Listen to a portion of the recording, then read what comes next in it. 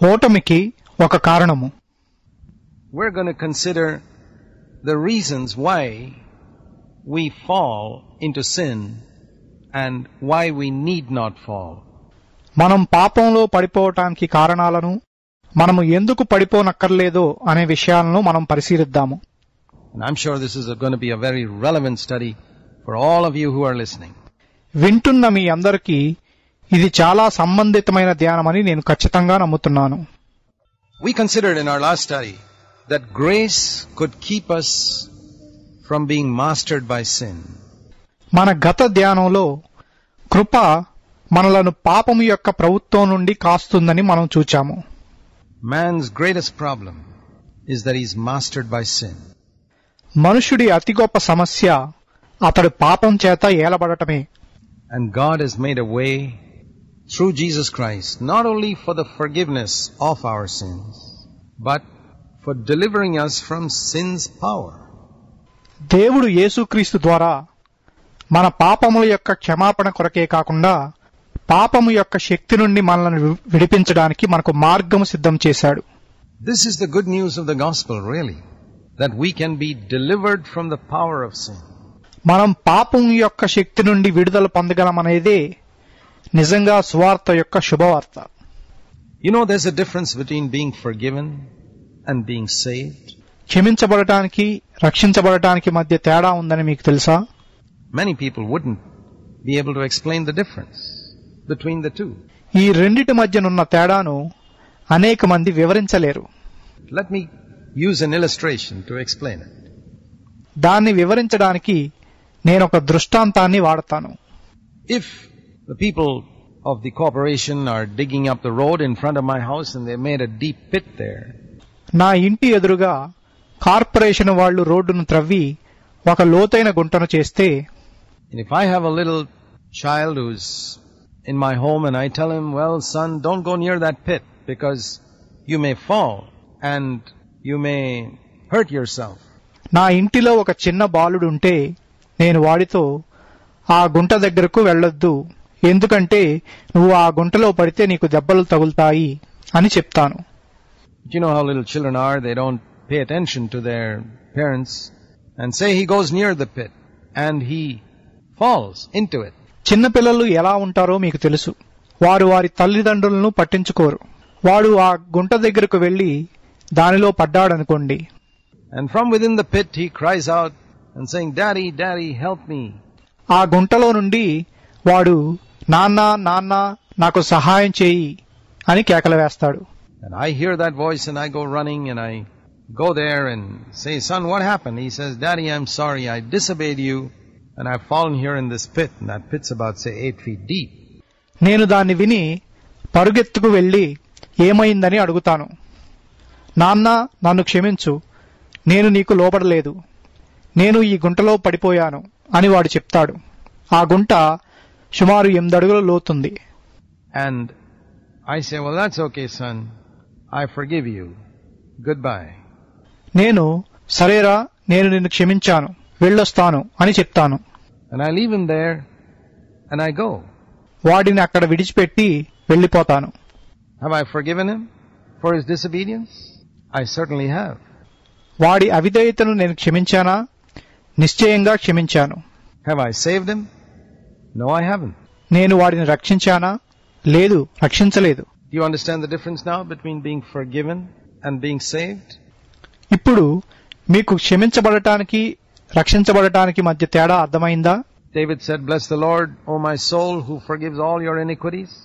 నా ప్రాణమా, నీ దోషములన్నిటినీ క్షమించు ప్రభువుని సన్నుతించుము అని దావీదు చెప్పాడు. But David could not be saved from the power of sin. కానీ దావీదు పాపం యొక్క శక్తి నుండి రక్షింపబడలేకపోయాడు. It was the same with every person in the Old Testament. పాత నిబంధనలో ప్రతి వ్యక్తి యొక్క సంగతి అంతే. But when we turn to the pages of the New Testament, in the very first page, we come to this verse in Matthew 1 verse 21. కానీ కొత్త నిబంధనకు వచ్చినప్పుడు దాని మొదటి పేజీలోనే మత్తయి సువార్త 1వ అధ్యాయము 21వ వచనంలో మనం ఈ వాక్యాన్ని చూస్తాము. You shall call his name Jesus, because he shall save his people from their sins. తన ప్రజలను వారి పాపముల నుండి ఆయనే రక్షించును గనుక ఆయనకు యేసు అను పేరు పెట్టుదవనెను. Not just forgive their sins. He will save his people not in their sins but from their sins. కేవలం వారి పాపాలను క్షమించడం మాత్రమే కాదు, ఆయన తన ప్రజలను వారి పాపాలలో కాకుండా వారి పాపాల నుండి రక్షిస్తాడు. If the gospel message is only that Jesus can forgive me but cannot save me, I would say it's good news, but it's not as good news as it should be. సువార్త యొక్క సందేశము యేసు నన్ను కేవలం క్షమించగలడు గాని రక్షించలేడు అని అయ్యుంటే అది శుభవార్తే కాని అనుకున్నంత గొప్ప శుభవార్త కాదు. It would be like telling the woman caught in adultery in John's Gospel chapter 8, you remember what Jesus told her? యోహాను సువార్త 8వ అధ్యాయంలో యేసు వ్యభిచారంలో పట్టబడిన స్త్రీతో ఏం చెప్పాడో మీకు గుర్తుందా? Has no man condemned you? Jesus asked her, and she said, no man, Lord. ఎవరూ నీకు శిక్ష విధించలేదా అని ఆయన అడిగినప్పుడు ఆమె లేదు ప్రభువా అని చెప్పింది. Well, Jesus said two things. He said, I don't condemn you, John 8:11. Now don't sin anymore. అప్పుడు యేసు 2 విషయాలు చెప్పాడు. యోహాను 8:11లో నేనును నీకు శిక్ష విధింపను, నువ్వు వెళ్లి ఇక పాపము చేయకము అని చెప్పాడు. That's the twofold message of the gospel. అదే సువార్త యొక్క ద్విగుణమైన సందేశము. I do not condemn you. Go and don't sin again. నేను నీకు శిక్ష విధించను, నువ్వు వెళ్లి ఇక పాపం చెయ్యొద్దు. Now, if there was only one part to it, I don't condemn you. But, you may go and you may fall into sin again. You may again live in adultery. That wouldn't be very much of a gospel. But these two parts. నేను నీకు శిక్ష విధింపను అని దానికి ఒక్క భాగమే ఉన్నట్లయితే నువ్వు వెళ్లి మరలా పాపంలో పడొచ్చు, నువ్వు మరలా వ్యభిచారంలో జీవించవచ్చు. అప్పుడు అది గొప్ప సువార్తగా ఉండేది కాదు. కానీ దానికి 2 భాగాలున్నాయి. The gospel message has got 2 sides to the coin. And if one side is missing, it's an incomplete gospel. సువార్త సందేశమనే నాణెమునకు 2 ప్రక్కలున్నాయి. దానిలో ఒక ప్రక్క లేకుంటే అదొక అసంపూర్ణ సువార్త. People talk about the full gospel. Well, here it is. In John 8:11, I don't condemn you and don't sin again. ప్రజలు సంపూర్ణ సువార్త గురించి మాట్లాడతారు. అది యోహాను సువార్త 8:11లో ఉంది. నేను నీకు శిక్ష విధింపను, నువ్వు ఇక పాపం చెయ్యొద్దు. Mercy and grace, forgiveness and victory. కనికరము మరియు కృప, క్షమాపణ మరియు విజయము. They only had forgiveness under the law. ధర్మశాస్త్రము కింద వారు కేవలం క్షమాపణను కలిగి ఉండిరి. Now we have forgiveness and victory. ఇప్పుడు మనకు క్షమాపణ మరియు జయము ఉన్నాయి. There will not be any mastery over our life of sin anymore. పాపము ఇక మన జీవితంపై ప్రభుత్వం చేయదు. Now, if that be the case, does it mean that we will never sin again? No, it doesn't mean that. అలాగైతే దాని అర్థము ఇక మనం పాపం చెయ్యమనా? లేదు, దాని అర్థము అది కాదు. God says He's going to change our nature and give us the nature of God, of Himself, His own divine nature. And when I have that nature, and I allow that nature to gradually control my life, I will become more and more free from sin. But I will not want to sin anymore. దేవుడు మన స్వభావాన్ని మార్చి దేవుని స్వభావమును, తన స్వభావమును, తన సొంత దేవ స్వభావమును మనకిస్తానని చెప్తున్నాడు.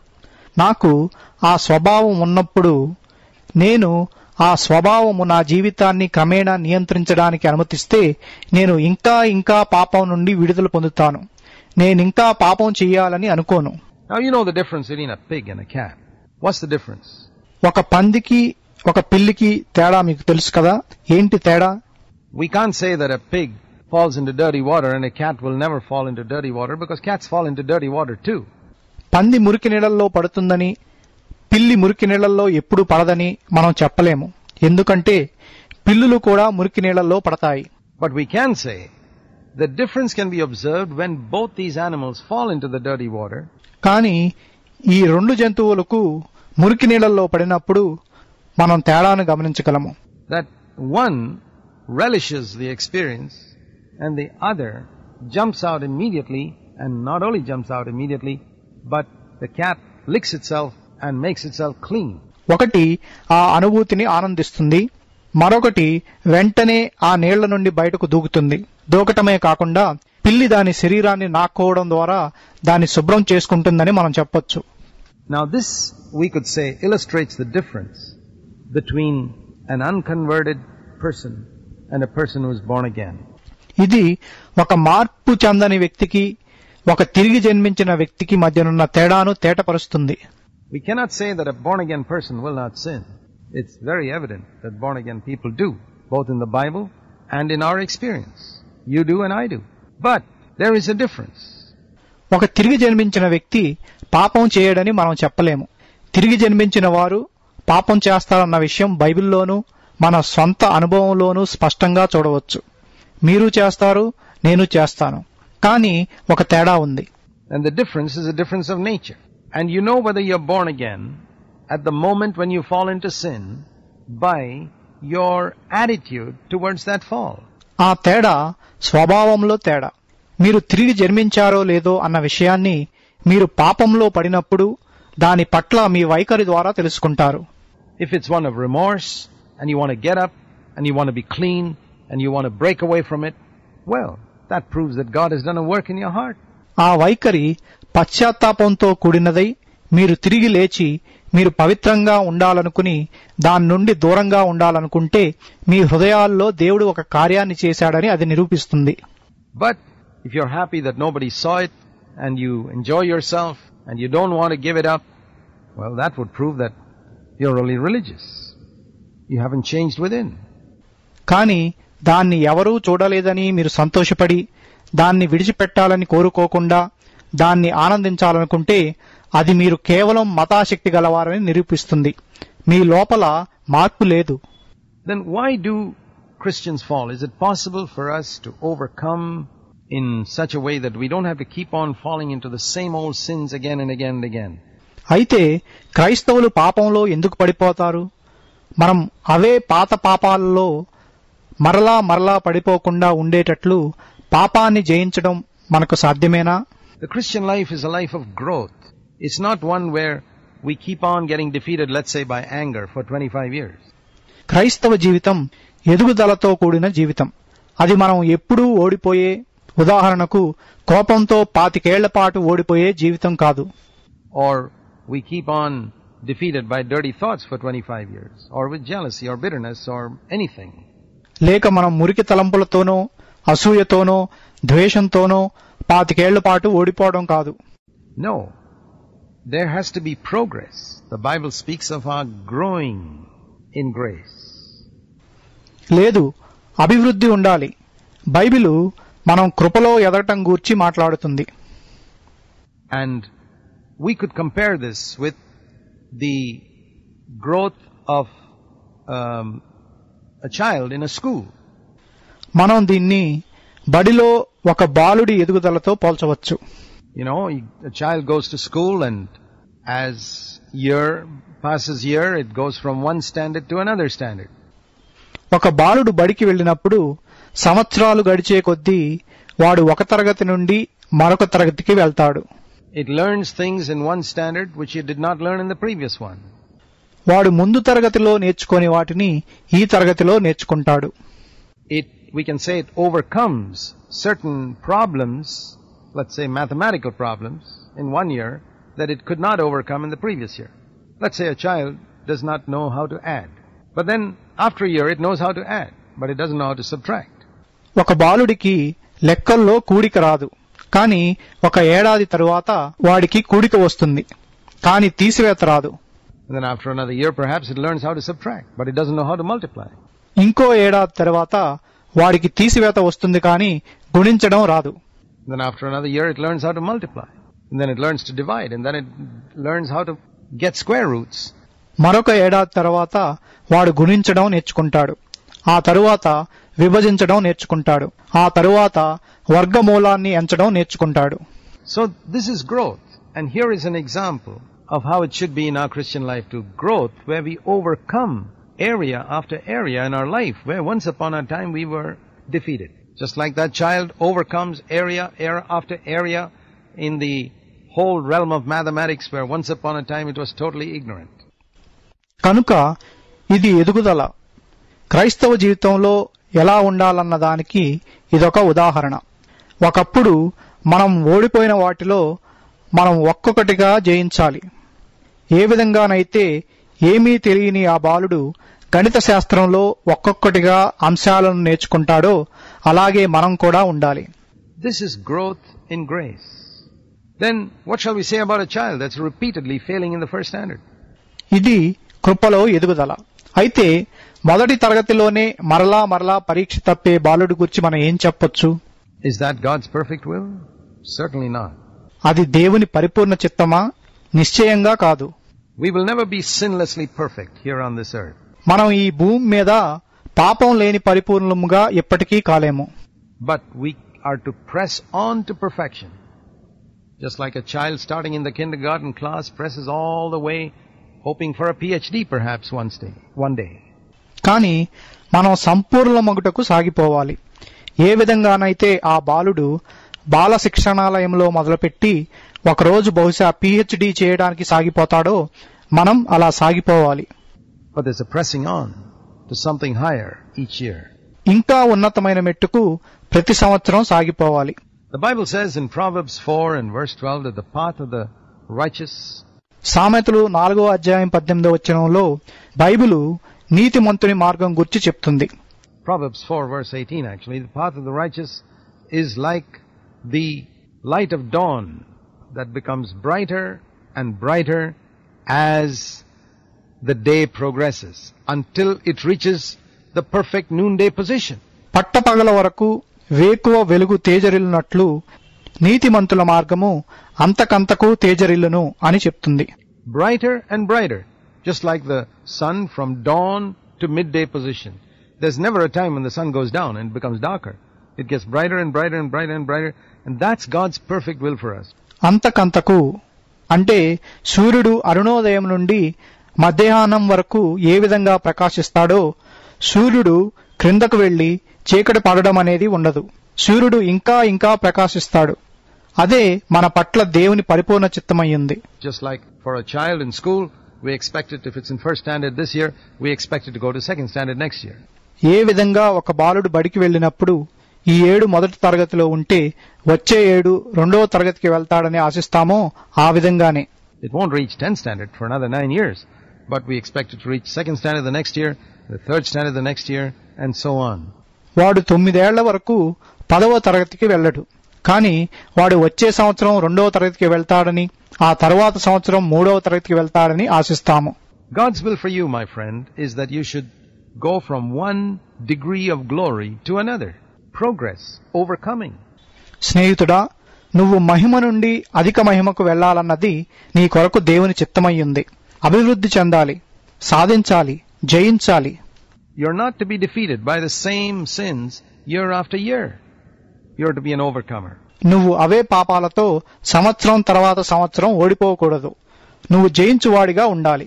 Then why is it that some students fail and fail and fail and fail repeatedly in the same class?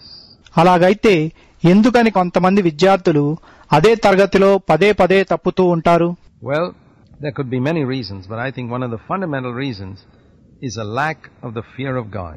దానికి చాలా కారణాలు ఉండొచ్చు, కానీ ఒక ప్రధానమైన కారణం దేవుని భయం లేకపోవడం అని నేను అనుకుంటాను.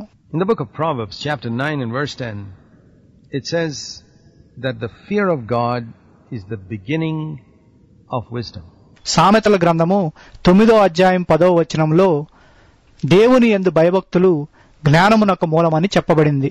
In other words, it's the first lesson in the school of wisdom. It's like learning the alphabet.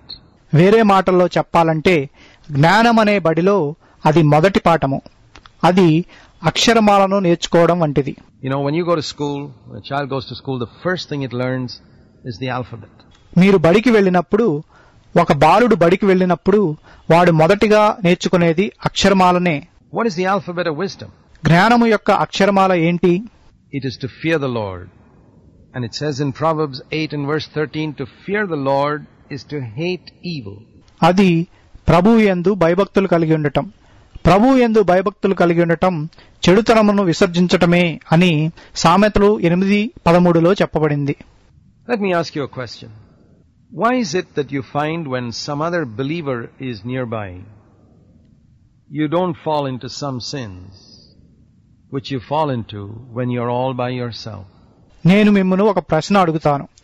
వేరొక విశ్వాసి మీ దగ్గర ఉన్నప్పుడు మీరు పడిపోని పాపాలలో మీరు ఒంటరిగా ఉన్నప్పుడు పడిపోవడానికి కారణమేంటి? When you're alone in a room, all by yourself, there's nobody around, why is it you fall into certain sins? And if at that moment a believer walked into the room or knocked at your door and came in, you wouldn't think of or dream of committing that sin. మీరొక్కరే ఒక గదిలో ఉండి చుట్టూ ఎవరూ లేనప్పుడు మీరు కొన్ని పాపాలలో ఎందుకు పడిపోతారు?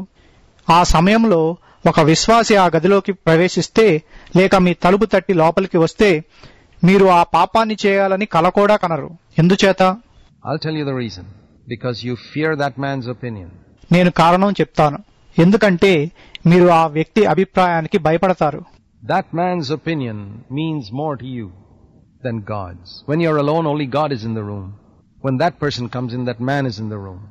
And if that person's presence can prevent you from committing a particular sin, and when that person is away and only God is there, you commit that sin, it would indicate that you do not fear God. దేవుని అభిప్రాయం కంటే ఆ వ్యక్తి అభిప్రాయము మీకు ముఖ్యమైంది. మీరు ఒంటరిగా ఉన్నప్పుడు దేవుడు మాత్రమే గదిలో ఉంటాడు. కానీ ఆ వ్యక్తి లోపలికి వచ్చినప్పుడు ఆ వ్యక్తి లోపల ఉంటాడు. ఆ వ్యక్తి సమక్షంలో మీరు పాపం చేయకుండా ఉండి ఆ వ్యక్తి లేకుండా దేవుడు మాత్రమే ఉన్నప్పుడు మీరు ఆ పాపాన్ని చేయడం మీరు దేవునికి భయపడరని సూచిస్తుంది. You fear man more than you fear God. And one of the first things you need to do, dear friend, is to pray to God and say, Lord, please help me to fear you. Please help me to mourn when I fail, when I come short. మీరు దేవుని కంటే మనుషునికి ఎక్కువ భయపడుతున్నారు. స్నేహితుడా, నువ్వు చేయవలసిన మొదటి పనుల్లో ఒకటేంటంటే దేవునికి ప్రార్థించి, ప్రభువా, నీకు భయపడటం నాకు నేర్పించు. నేను పడిపోయినప్పుడు, తప్పిపోయినప్పుడు దుఃఖించడానికి నాకు సహాయపడు అని చెప్పడం. Now let me give you this as a challenge. If you're willing to mourn every single time you fail, every single time you say, Lord, I slipped up. Forgive me. Help me to fear you. I want to recognize your presence. I want to live before your face. You will discover those who mourn are strengthened and you can be an overcomer. నేను దీన్ని మీకు ఒక సవాలుగా ఇవ్వాలనుకుంటున్నాను. మీరు పడిపోయిన ప్రతిసారి మీరు దుఃఖించడానికి ఇష్టపడితే ప్రతిసారి మీరు, ప్రభువా, నేను జారిపోయాను, నన్ను క్షమించు, నీ యందు భయభక్తులు కలిగి ఉండటానికి నాకు సహాయం చేయి, నేను నీ సన్నిధిని గుర్తించి నీ సమక్షంలో జీవించాలనుకుంటున్నాను అని చెప్పండి. దుఃఖించేవారు బలపరచబడటం మీరు కనుగొంటారు. అప్పుడు మీరు జయించువారుగా మారిపోగలరు.